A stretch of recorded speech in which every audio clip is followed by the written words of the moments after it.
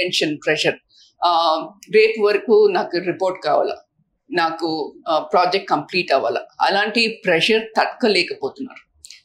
పూణేలో ఒక 8-9 months ముందు this girl was working in the night shift. So వాళ్ళ బాస్ చాలా వరకు ప్రెషర్ చేశారంట ప్రతిరోజు. ఈ అమ్మాయి తట్టుకోలేక సూసైడ్ చేసుకుంది. Oh my god. సో పెద్ద కేసు అయిపోయింది. ఇలాంటి కేసెస్ అవ్వకూడదు. ఎందుకంటే ఎలాగ అవ్వకూడదు అంటే, మీరు ఫస్ట్ పేరెంట్స్ కొంచెం గట్టిగా నాసుగా పెంచవద్దు, కొంచెం స్ట్రాంగ్గా పెంచండి. ఇలాంటి ఓకే, ఈ అమ్మాయి బాస్ ఒక 1 month సతాయించారంట. డెడ్ లైన్స్ సతాయించారంటే నాట్ ఫిజికల్ సతాయించడం or anything like that, just dead lines. నువ్వు dead lines you not meeting the dead lines అని. ఈ అమ్మాయి తట్టుకోలేక సూసైడ్ చేసుకుంది. సో మా పేరెంట్స్కి నా suggestion and advice or request is, మీ పిల్లల్ని స్ట్రాంగ్గా పెంచండి. రేపు ఏమైనా సిచ్యువేషన్ అవుతుంది, ముట్టి బాస్ మొత్తం లేదు, లైఫ్లో ఏమైనా సిచ్యువేషన్ అవుతుంది, హెల్త్ సిచ్యువేషన్ అవుతుంది, ఫైనాన్స్ సిచ్యువేషన్ అవుతుంది, ఉద్యోగం పోతుంది, పైసలు పోతుంది. అలాంటి సిచ్యువేషన్ ఉన్నప్పుడు వీళ్ళు తట్టుకోలేక సూసైడ్ చేసుకుంటున్నారు. అది స్టాప్ అవ్వాలి ఫస్ట్ అండ్ ఫార్మోస్ట్. సో ఎలాగ స్టాప్ అవుతున్నారు అంటే, పేరెంట్స్ చిన్నప్పటి నుంచి, చిన్న పిల్లలు బేబీస్ నుంచి స్ట్రాంగ్గా పెంచాలి. Mind set, not just physical strong, mind సెట్ని స్ట్రాంగ్గా పెంచాలి. ఫర్ అనదర్ ఎగ్జాంపుల్, పేరెంట్స్ చనిపోతారు. ఈ ఒకటే అమ్మాయి అన్నా ఒకటే అబ్బాయి అన్నా ఒంటరిగా ఉంటున్నారంటే వాళ్ళకి మెంటల్ స్ట్రెంగ్త్ ఉండాలి.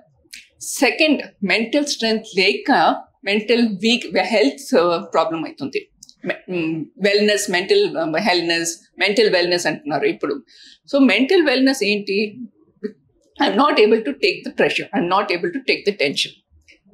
బాస్ అరిసేస్తున్నారు నా మీద, నేను తట్టుకోలేకపోతున్నా, సూసైడ్ చేసుకుంటున్నా, లేకపోతే ఆ ఉద్యోగం విడిసేసి రోజు ఏడుస్తున్నాను.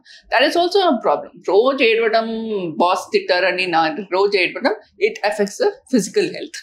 So first and foremost is the parents స్ట్రాంగ్గా పెంచాలి. సెకండ్ ఇస్, మీరు ఒక కంపెనీలో జాయిన్ అయిన తర్వాత ఎంతవరకు ఆ ప్రాసెస్ని నేను నేర్చుకొని ఎంతవరకు నేను కాంట్రిబ్యూట్ చేయవచ్చు ఆ ప్రాసెస్ని.